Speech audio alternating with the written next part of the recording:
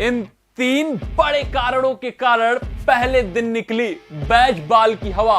भारत में ऐसे नहीं होगा बैजबॉल का बेड़ा पार। तो भैया बैजबॉल की हवा बांधी गई थी। बैजबॉल से भारतीय टीम को, भारतीय कप्तान को, भारतीय स्पिनरों को डराने की कोशिश हो रही थी, लेकिन भारतीय स्पिनरों ने, भारतीय टीम के खिलाड़ियों ने, भारतीय बल्लेबाजों ने कहा कि भैया इंग्लैंड तो दूर, हम बैजबॉल खेलकर दिखाएंगे।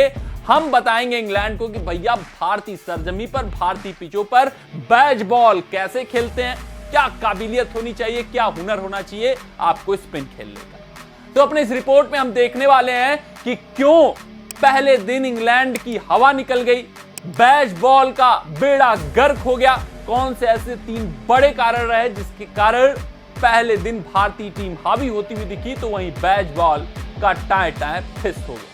तो आइए आपका ज्यादा समय नहीं लेंगे और सबसे पहले और सबसे बड़े कारण पर नजर डाल लेते हैं। तो जो पिच का जो डर था पहले से इंग्लिश बल्लेबाजों के ऊपर काफी हावी था। उनको पहले से ही डरा दिया गया था कि भैया ये पिच जो है बहुत रैंक टर्नर होने वाली है, आप यहां पर बिना तेज खेल पाए सफल नहीं होंगे। और वही हुआ। इंग्लैंड के सभी बल्लेबाज जब तक पेसर्स ऑपरेट कर रहे थे, खासकर ओपनर, अच्छा दिख रहे थे। ऐसा लग रहा था कि ये बैजबॉल भारतीय सरजमी पर शायद सही हो जाए, शायद सफल हो जाए। लेकिन जब से स्पिनर अटैक पे आए तब से उनकी हवा उड़ गई, होश उड़ गए। सारा जो स्पिन के खिलाफ टेक्निक में खामी थी वो दिख गई और भैया पिच का डर उनके ऊपर हावी हो गया, बेतुके शॉट खेले गए। अगर हम दूसरे वही कारण पर नजर डालें तो बैजबॉल खेलने के चक्कर में, यानी कि जो माइंडसेट था इंग्लैंड के बल्लेबाजों का कि खूब तूफानी अंदाज में खेलेंगे, अश्विन को प्रेशर में डालेंगे, जडेजा को प्रेशर में डालेंगे, अक्षर को दबा देंगे और पूरी तरीके से हम हावी हो जाएंगे, उसके चक्कर में जो इंग्लैंड के बल्लेबाज थे उन्होंने बेतुके शॉट खेले, बचकाने शॉट खेले और अपना विकेट फेंका। खासकर जो रूट जैसा अनुभवी बल्लेबाज जब टेस्ट क्रिकेट में प्रीमेडिएटेड स्वीप शॉट खेल जाए तो आप समझ सकते हैं कि कितना डर, कितना हवा और कितनी वहां पर बैजबॉल खेलने की आतुरता थी कि भैया ये भी ना समझ पाए कि टेस्ट क्रिकेट में ओवर एग्रेसिव नहीं हुआ जाता है।